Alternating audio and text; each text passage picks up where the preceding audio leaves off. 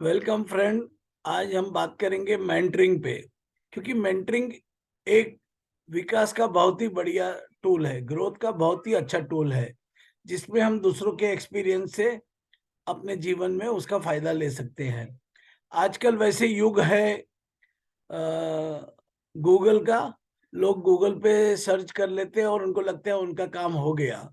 लेकिन मेरा मानना है कि गूगल का सर्च रिसर्च नहीं है। वो किसी ने कुछ डाला है, वो है, तो वो सच्चा कितना है, इफेक्टिव कितना है, पता नहीं है।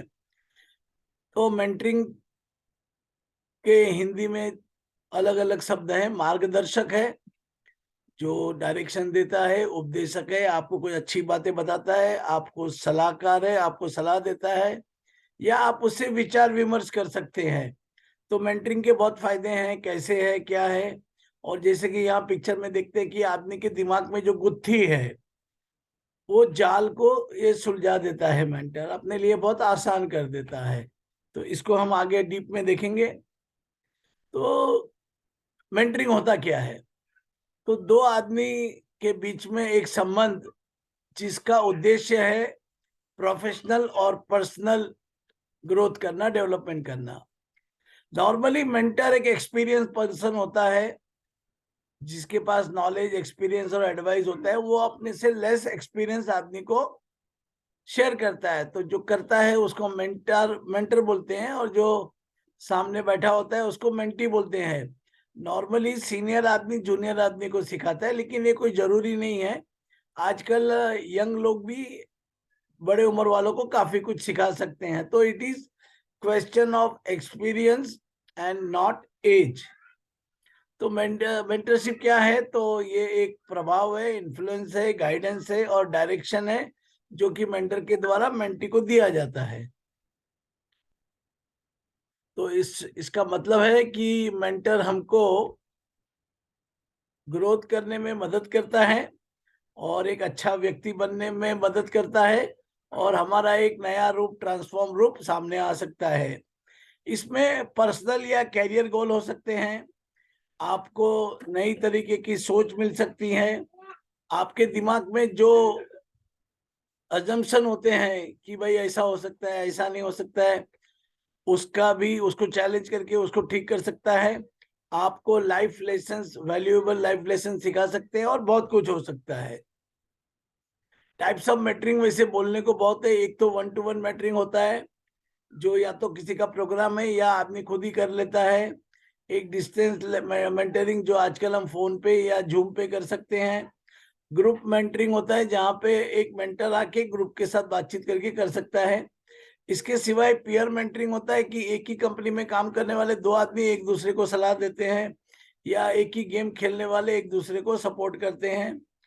और एक होता है रिवर्स मेंटरिंग। तो जैसे मैंने बात किया था कि आज हमारी एज के लोगों को टेक्नोलॉजी उतना पता नहीं है, तो एक यंग आदमी मुझे टेक्नोलॉजी सिखा सकता है, एक यंग आदमी मेरा मेंटरिंग कर सकता है। एक स्पीड मेंटरिंग बोलते हैं, जिसको कि कुछ ही समय के लिए मेंटरिंग होता है, लेकिन कोई बड़े आदमी से या कोई एक्सपीरियंस, अनुभव आदमी से, जिसको उस सब्जेक्ट के बारे में बहुत सारा ज्ञान हो, उससे एक 5 मिनट 10 मिनट हम बात कर सकते हैं। और मेंटरिंग के लिए जरूरी है कि मेंटरिंग के प्रोसेस से क्लैरिटी लाना, हर एक दोनों के दिमाग में क्लैरिटी होना चाहिए, कम्युनिकेशन बहुत बढ़िया होना चाहिए। और मेंटरिंग का जो सबसे बड़ा एंगल मैंने समझा है, पिलर मैंने समझा है, कि जब तक कमिटमेंट नहीं है मेंटर में भी और मेंटी को भी, मेंटी को अगर ग्रोथ का कमिटमेंट नहीं है तो वो सुन जाएगा लेकिन कुछ करेगा नहीं। तो क्लैरिटी भी होना चाहिए, कम्युनिकेशन भी होना चाहिए, और कमिटमेंट तो बहुत ही जरूरी है, मेंटर को भी है, मेंटी को भी है। और इसके 3 पिलर है। तो अगर आपका, आपके मेंटर और मेंटी पे ट्रस्ट है, तो ये काम हो सकता है। आपको अपने मेंटर और मेंटी को रिस्पेक्ट करना है, और एक्सपेक्टेशन क्या है ये पता होना चाहिए। तो जो मेंटर है उसका रोल क्या है? वो एक शिक्षक के रूप में काम करता है, वो एक स्पॉन्सर के रूप में काम करता है, वो एक एडवाइजर के रूप में काम करता है, वो एक एजेंट के रूप में काम करता है, जो आपको अलग अलग लोगों से मिलवा देता है। वो एक रोल मॉडल भी होता है, वो एक कोच भी होता है, जो आपको अलग अलग सवाल पूछ के बात को सही तरीके से समझा सकता है। और जो लास्ट वाला है कॉन्फिडेंट, इसका मतलब है कि मैंने किसी को मेंटरिंग किया तो जो बातचीत हुई वो मुझे किसी को बताना नहीं है, अपने तक ही रखना है। क्योंकि जब तक ये नहीं होगा कोई मेंटी अपने सामने खुलेगा नहीं और वो अपनी बात बताएगा नहीं। तो जैसा डॉक्टर करते हैं कि डॉक्टर कस्टमर की, पेशेंट की सब बात जानते हैं, लेकिन वो किसी के साथ डिस्कस नहीं करते हैं। तो मेंटर का काम है कि जिस तरह का मेंटी है उस तरह से अपना कस्टमाइज करे और वो रोल अदा करे। तो मेंटरिंग के टेक्निक्स क्या क्या है या प्रोसेस क्या है? तो पहला है कि लिसनिंग एक्टिवली। तो पहले एक दूसरे को सुनना और समझना बहुत जरूरी है, क्योंकि सुनने समझने के बाद आएगा ट्रस्ट, और ट्रस्ट आने के बाद में हम एक दूसरे को इनकरेज कर सकते हैं, प्रोत्साहन दे सकते हैं। उसके बाद में हमको गोल्स आज के और फ्यूचर के क्या है वो बनाने चाहिए, और फिर मेंटर उनको इंस्ट्रक्ट करता है और मेंटी की कैपेबिलिटी बढ़ाता है। और फिर जो भी काम मेंटी करता है उसके सामने उसको करेक्टिव फीडबैक देता है, कंटिन्यूअसली उसको इंस्पायर करते रहता है, और उसको नए नए लोगों से जहां उसको लगता है कि ये काम कोई अच्छा कर सकता है तो उससे मिलवा देता है। वर्क प्लेस में, ऑफिस में भी मेंटरिंग होती है, तो इससे कैरियर डेवलपमेंट, एम्प्लॉय का wellbeing, diversity, equity and inclusion और बिजनेस सक्सेस, ये सभी काम हो सकता है। तो जैसे कि हम लोग ऑनबोर्डिंग के टाइम या इंडक्शन के टाइम अगर कंपनी में कोई आदमी हमारा मेंटर है तो हमको बहुत अच्छी तरह से गाइड कर सकता है कि कंपनी में क्या वैल्यूज है, किस तरह रहना है। बीमारी के समय भी कोई हमको पूरा हेल्प कर सकता है, और सक्सेशन प्लानिंग, लीडरशिप के लिए भी काम आ सकता है। तो ये सभी काम के लिए मेंटरिंग हो सकता है। बहुत सारी कंपनियों में मेंटरिंग के प्रोग्राम भी चलते हैं, हिंदुस्तान में थोड़ा कम है। हिंदुस्तान में इनफैक्ट मेंटरिंग भी कम है, क्योंकि लोग समझते हैं कि मुझे सब मालूम है, और दूसरा ये है कि उसको लगता है गूगल पे और नेट पे सब मिल जाएगा। तो जैसे मैंने पहले कहा, गूगल और नेट का सर्च रिसर्च नहीं है, किसी के द्वारा डाला हुआ कंटेंट है, जो सही भी हो सकता है, गलत भी हो सकता है, आपके अनुसार भी हो सकता है, नहीं भी हो सकता है।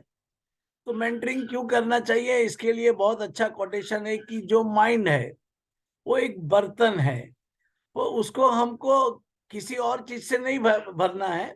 बर्तन है लेकिन उसको किसी चीज से भरना नहीं है, उसके अंदर एक अग्नि जलाना है, एक फायर प्रोड्यूस करना है। और सबसे बढ़िया कोट ये है कि अगर आपको नहीं दिख रहा है कि आपको कहाँ जाना है या कहाँ आप जा रहे हैं, तो वैसे आदमी को पूछो जो वहां पहले गया हुआ है। If you can not see where you are going, ask someone who has been there before. तो कहीं भी हमको कोई भी काम करना है तो वो काम किसी ने पहले किया हुआ है। तो हम खुद विल को डिस्कवर करें या इन्वेंट करें, उससे अच्छा है कि हम उसको पूछ लें। और हमारे हिस्ट्री में और पर्सनल एग्जाम्पल में बहुत सारे एग्जाम्पल हैं। तो जैसे रामायण में राम को जब लंका जीतनी थी तो उनको विभीषण का सहारा लेना पड़ा, क्योंकि विभीषण लंका से था। तो अलग अलग समय पे अलग अलग काम के लिए अलग अलग क्षेत्र में हमको अलग अलग मेंटर से काम लेना चाहिए। हमको मेंटरिंग करने के लिए किसी को पूछने के लिए शर्माना नहीं चाहिए, क्योंकि जब तक आप नहीं बोलोगे आई डोंट नो, आपको कोई बताएगा नहीं और आपको मालूम नहीं पड़ेगा। मेंटरिंग का और एक फायदा है कि एक दूसरे के साथ व्यवहार बढ़ते हैं, एक कम्युनिटी का फीलिंग आता है, क्योंकि इसमें कोई भी सिमिलर प्रोजेक्ट या सिमिलर चैलेंज जो फेस कर रहा है उनके लिए अच्छा होता है। तो जैसे आपका बच्चा पढ़ नहीं रहा है, तो उसके स्कूल में ऐसा कोई दूसरे पेरेंट होंगे, उनका भी यही इशू होगा, तो उनके चैलेंजेस क्या थे और उन्होंने उसको किस तरह से ठीक किया, इससे आप बहुत कुछ सीख के अपना टाइम कम कर सकते हो। ये जो मेंटरिंग है ये नेटवर्किंग का अपॉर्चुनिटी भी बना देता है, आपके रिलेशनशिप भी बिल्ड कर देता है, और जिससे आपके सफलता के चांसेस बढ़ जाते हैं। तो ग्रेट मेंटर होता है, उसकी क्वालिटी क्या होती है, बहुत सारी है। तो नट शेल में आप समझिए कि मेंटर को एक अच्छा प्रोएक्टिव आदमी होना चाहिए, रिस्पॉन्सिबल आदमी होना चाहिए, और इसमें उस सामने वाले की ग्रोथ का पूरा ध्यान होना चाहिए। तो मेंटर का क्वालिटी है कि वो मेंटी को चैलेंज करते रहे जिससे मेंटी अपने कंफर्ट जोन से बाहर आवे। मेंटर जिस क्षेत्र में मेंटरिंग कर रहा है उसमें उसको एक्सपीरियंस होना चाहिए, उसको ये पता होना चाहिए कि मेंटी कहाँ जाना चाहिए, मेंटी को पूरा सपोर्ट करना है, और वो छोटी छोटी बातों पे जजमेंट नहीं करके नॉन जजमेंटल होना चाहिए, अच्छा सुनने वाला होना चाहिए, एक रिसोर्सफुल व्यक्ति होना चाहिए कि जो कोई भी परिस्थिति में एक नया रास्ता बता सके, और जो वैल्यूज है और डाइवर्स पर्सपेक्टिव है उसमें अगर फर्क भी है तो उसको मैच्योर इनफ से टॉलरेट करके आगे बढ़ना चाहिए। वो हॉनेस्ट होना चाहिए और बातचीत एकदम सटाक सही करना चाहिए, उसमें एनालिटिक कैपेबिलिटी भी काफी होना चाहिए, और मेंटर ट्रस्टवर्दी होना चाहिए कि जैसा कि हमने देखा कि अगर उसको कोई बात बताइए तो उसका वो बाहर जाके किसी को नहीं बतावे, और इम्पैथेटिक होना चाहिए, उसको मेंटी के शूज में जाके देखना चाहिए, उसके लाइफ के अनुसार उसके नजरों के अनुसार देखना चाहिए, और मेंटर को हमेशा मेंटी की सक्सेस के बारे में सोचना चाहिए, अपना ईगो बूस्ट करने की जरूरत नहीं है, और मेंटी को गाइड करना चाहिए जिससे उसको आंसर मिले, और कंस्ट्रक्टिव फीडबैक दे, और एक दूसरे को रिस्पेक्ट करे। सबसे बड़ी बात है कि मेंटर मेंटी के लिए अवेलेबल होना चाहिए। आजकल टेक्नोलॉजी के हिसाब से अवेलेबिलिटी बहुत सिंपल हो गया है। मेंटर का अच्छा नेटवर्क होना चाहिए, और मेंटर प्रॉब्लम सॉल्वर होना चाहिए, और आज की तारीख में इनोवेटिव का बहुत जरूरत है, तो वो मेंटर इनोवेटिव भी होना चाहिए, हर परिस्थिति में कुछ नया निकालने का उसमें कैपेसिटी होना चाहिए। और लास्ट में मैंने कहा है अकाउंटेबिलिटी पार्टनर, यानी मेंटर और मेंटी ने बात कर लिया, मेंटी को कुछ कुछ करना है, लेकिन हमने देखा है कि बात करने के बाद काम करने में बहुत तकलीफ होती है, आदमी काम नहीं करता है। तो जो बात हुई है उसको जो इम्प्लीमेंट करना है उसको इम्प्लीमेंट करने के लिए कोई स्ट्रक्चर लगता है। तो इसके लिए मेंटर, अगर कोई आदमी आपको पूछने वाला है तो आप वो काम करते हैं, तो जैसे ऑडिटर आता है तो ऑफिस के अकाउंट ठीक हो जाते हैं, वैसे ही अगर मेंटर उसका अकाउंटेबिलिटी पार्टनर बनेगा तो आज की तारीख में व्हाट्सएप पे, मैसेज पे, फोन पे काफी कुछ हो सकता है कि वो रोज काम करे और मेंटर को बताए, या मेंटर उससे फीडबैक ले, या मेंटर उसको गाइड करते रहे। तो ये अकाउंटेबिलिटी बहुत जरूरी है, क्योंकि लोगों के प्लान तो बहुत बनते हैं, एक्शन प्लान भी बनते हैं, लेकिन वो इम्प्लीमेंट नहीं होती है। तो इम्प्लीमेंट के लिए कोई स्ट्रक्चर होना चाहिए, और उसमें भी मेंटर ने पूरा रोल अदा करना चाहिए। अब ये मेंटर की बात हो गई, तो मेंटी में क्या क्या होना चाहिए। तो मेंटी को पहले तो ओपन माइंड होना चाहिए, उसको सीखने की बहुत इच्छा होनी चाहिए, उसका अकाउंटेबिलिटी होना चाहिए, जो उसने कहा वो उसने करना चाहिए, वो रिस्पॉन्सिबल होना चाहिए, वो ट्रस्टवर्दी होना चाहिए। अच्छा, मेंटी भी रिसोर्सफुल होना चाहिए, क्योंकि अगर मेंटर ने कुछ बात बताया तो उसके भरोसे नहीं बैठ के हमको खुद अपने हिसाब से पता करके आगे बढ़ना चाहिए। मेंटी को रियलिस्टिक भी होना चाहिए कि जैसा कोई काम करने जाते हैं तो एक दिन में नहीं होता है, थोड़ा समय लगता है, तो उसके लिए उसको रियलिस्टिक होना चाहिए, अपनी गलतियों से उसको सीखना चाहिए। और मेंटी का काम है कि वो प्रोएक्टिव रहे। कभी कभी ऐसा है कि मेंटर बिजी है, तो आपको फॉलो अप करके, आपको अपने एक्शन लेके आप उनसे बात करना चाहिए। मेंटी अगर जब तक रिस्पेक्ट नहीं करेगा मेंटर को तो काम होने वाला नहीं है। और एक कृतज्ञता का भाव, ग्रेटिट्यूड होना चाहिए, उसमें बहुत सारा पेशेंस होना चाहिए, क्योंकि उसको बदलना है, और बदलना इतना आसान होता था तो खुद बदल जाता था, लेकिन अगर वो मेंटर का सपोर्ट ले रहा है तो उसमें टाइम लगेगा। और वो मेंटी इफिशिएंट होना चाहिए, सब कागज वागज और सब डाटा वाटा बराबर संभालना चाहिए, सिस्टमेटिक होना चाहिए, उसमें एक सीखने की इच्छा होनी चाहिए। और सरेंडर का मैंने लास्ट में इसलिए बता रहा हूँ क्योंकि सरेंडर बहुत इंपॉर्टेंट है। तो एक बंदर था, और जिसने भगवान को सामने पूरा सरेंडर किया, तो जैसे भगवान कहेगा वैसा मैं करूंगा। तो सरेंडर करने का फायदा हुआ ये कि वो बंदर आज भगवान हो गया, और भगवान से भी ज्यादा पॉपुलर हो गया। तो सरेंडर का मतलब यहाँ पे है कि आपको जो भी मेंटर बोलता है उसको आप फिर और एनालाइज नहीं करो, जैसा बोलता है वैसा करो, क्योंकि करने के बाद ही पता चलेगा कि होगा या नहीं होगा। तो मैंने देखा है कि इंडिया में हमारे पास ये डिसिप्लिन कम है कि अगर कोई बोलता है तो हम उसको फॉलो नहीं करते, हम अपनी स्टोरी बना लेते हैं, हम अपना स्टाइल कर लेते हैं, तो उसमें आपको रिजल्ट नहीं मिलेगा। अगर आपको किसी ने पाव भाजी की रेसिपी दी है और रेसिपी में आपने नमक नहीं डाला है जो कि रेसिपी में था, तो आपकी पाव भाजी का टेस्ट वो आएगा नहीं। तो इसके लिए जरूरी है कि मेंटर को आप ब्लाइंडली फॉलो करें, सरेंडर करें और उसके बोलने के अनुसार करें और फिर रिजल्ट देखें। तो इसमें पेशेंस वगैरह सब काम आएगा। तो मेंटर ने क्या क्या नहीं करना चाहिए, तो उसको सुनना जरूरी है, नहीं सुनने वाला काम नहीं करना चाहिए। वो मेंटी के लिए प्रॉब्लम नहीं क्रिएट करना चाहिए।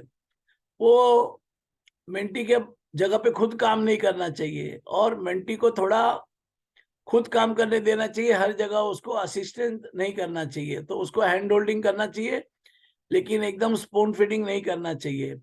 मेंटी के डिसीजन मेंटी को लेने दें और खुद ना ले, और किसी को इधर उधर फेवर नहीं करे, और जो मेंटर बोलता है उसको करने के लिए फोर्स और प्रेशराइज नहीं करे। बातचीत करके उस तरह से मेंटी को रियलाइज करावे कि उसको ये करना है। फोर्स करने से रिएक्शन अलग आएगा और काम नहीं होगा। तो ये मेंटर तो आपको बहुत सारे मिल सकते हैं, लेकिन मेरा एक मानना है कि मेंटर लिविंग हो ये भी जरूरी नहीं है, हो तो बहुत अच्छी बात है। लेकिन हम हमारे religious figure, dead philosopher, long dead politician, businessman, sportsman, military leader, और मेरा बोलना है कि आप हर कोई से सीख सकते हो। जो जिंदा है उससे भी सीख सकते हो और जो जिंदा नहीं है उससे भी सीख सकते हो। तो गांधी जी का हम अगर स्टोरी पढ़ेंगे, हम उनके बारे में स्टडी करेंगे, उनकी किताब पढ़ेंगे, तो इनडायरेक्टली गांधी जी हमको मेंटरिंग कर रहे हैं। तो हर व्यक्ति जो हमारे सामने आया उसमें कुछ ना कुछ अच्छा होता है, और वो एरिया में आप उसकी मेंटरिंग लेके, वो प्रत्यक्ष रूप में हो या अप्रत्यक्ष रूप में हो, आप लेके उसको आगे बढ़ सकते हैं। अब सबसे बड़ी बात है कि मेंटर कैसे चुनना। तो पहला है कि अगर आप कोई मेंटर को, किसी व्यक्ति को अच्छी हिसाब से देखते हो, तो वो लुकअप देखते हो, यानी वो आपको रोल मॉडल लगता है, तो वो आदमी बहुत सही है। और आप किसी को एडमायर करते हैं तो भी वो अच्छा है। और सबसे बड़ा सवाल है कि क्या मैं इस व्यक्ति के साथ काम कर पाऊंगा, क्या ये व्यक्ति मुझे प्रॉपर गाइड कर पाएगा, और मेरे प्रोफेशनल गोल क्या है, और जो मेंटर है वो खुद अपने लाइफ में सक्सेसफुल और हैप्पी है कि नहीं। ये सब देखने के बाद आप मेंटर सिलेक्ट कर सकते हैं। ऐसा जरूरी नहीं कि आपने जिसको पहले चुना वो अच्छा निकले, आपको 2-3 भी ट्राई कर सकते हो, तब आपको मेंटर अच्छा मिलेगा। और यहाँ मैं एक बात और कहूंगा कि अलग अलग काम के लिए अलग अलग मेंटर होना जरूरी है। एक ही मेंटर सब कुछ नहीं कर सकता है। मेंटरिंग का जो प्रोसेस है, आप पहले एक दूसरे को समझें, लिसनिंग करें, फिर गोल डिसाइड करिए कि क्या क्या करना है और क्या क्या हमको अचीव करना है।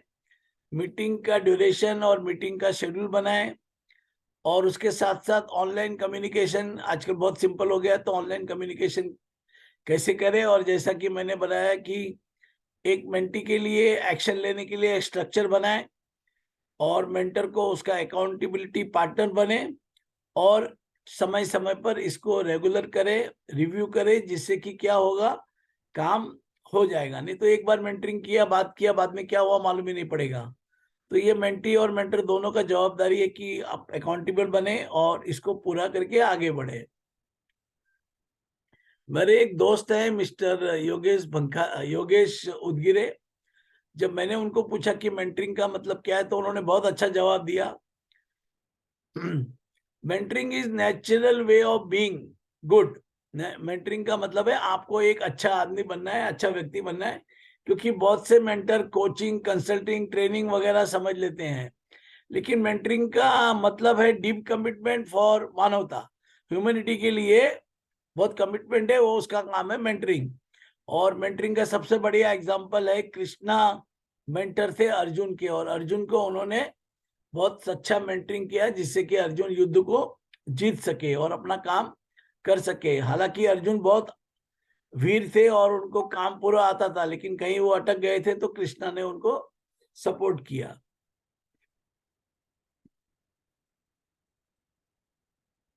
आज की तारीख में मेंटरिंग और नेटवर्किंग की लाइन एकदम ब्लर हो रही है। तो इसको नया वर्ड आ गया मेंट वर्किंग, यानी आप मेंटरिंग भी करो और नेटवर्किंग भी करो। और मेंटरिंग में और नेटवर्किंग में यही है कि रिलेशनशिप बिल्डिंग तो दोनों यहाँ हो सकता है। तो आज एक नया वर्ड आ गया है कि नेटवर्किंग और मेंटरिंग की जगह पे मेंट वर्किंग आ गया है। और हम लोग अभी देखेंगे कि कुछ लोग जिन्होंने मेंटरिंग का फायदा लिया है और बड़े बड़े लोग हैं, तो लक्ष्मण राव ईमानदार ने मेंटर किया नरेंद्र मोदी को, महात्मा गांधी ने मेंटर किया जवाहरलाल नेहरू को, स्टीव जॉब ने मेंटर किया फेसबुक के मार्क जुकरबर्ग को, फादर माइकल ने मेंटरिंग किया मदर टेरेसा को, वारन बुफे ने मेंटर किया बिल गेट को, स्टीवन स्पीलबर्ग जो कि बहुत अच्छा फिल्म प्रोड्यूसर है उसने जे अब्राहम को किया, सोक्रेट ने प्लेटो को मेंटर किया और प्लेटो ने अरिस्टोटल को किया, गोपाल कृष्ण गोखले ने महात्मा गांधी को किया, महात्मा गांधी ने नेल्सन मंडेला को किया, और रमाकांत आचरेकर जी ने सचिन तेंदुलकर को मेंटर किया, और सचिन तेंदुलकर ने वीरेंद्र सहवाग को मेंटरिंग किया। और जो फॉर्च्यून 500 कंपनी है उसमें से 84% कंपनी मेंटरिंग का पूरा यूज करती है, मेंटरिंग का प्रोग्राम चलाती है। तो इसका संदेश यही है कि मेंटरिंग हमको लेना चाहिए, मेंटरिंग का फायदा लेना चाहिए और मेंटरिंग के सब गुण लेके, क्योंकि ये विकास का बहुत अच्छा तरीका है। कितना भी टेक्नोलॉजी आए कुछ भी हो, लेकिन एक आदमी का जो अनुभव है और वो जो आपको पर्सनलाइज बात बता सकता है वो कोई और प्रोसेस नहीं बता सकता है। तो मेंटरिंग का पूरा उपयोग करिए, उसका फायदा उठाइए। मेंटरिंग के बारे में मैं 4-5 वीडियो और भी डालूंगा, आप देखते रहिए और मेंटरिंग का फायदा लेके अपने जीवन में विकास लाइए, ग्रो करिए। Thank you.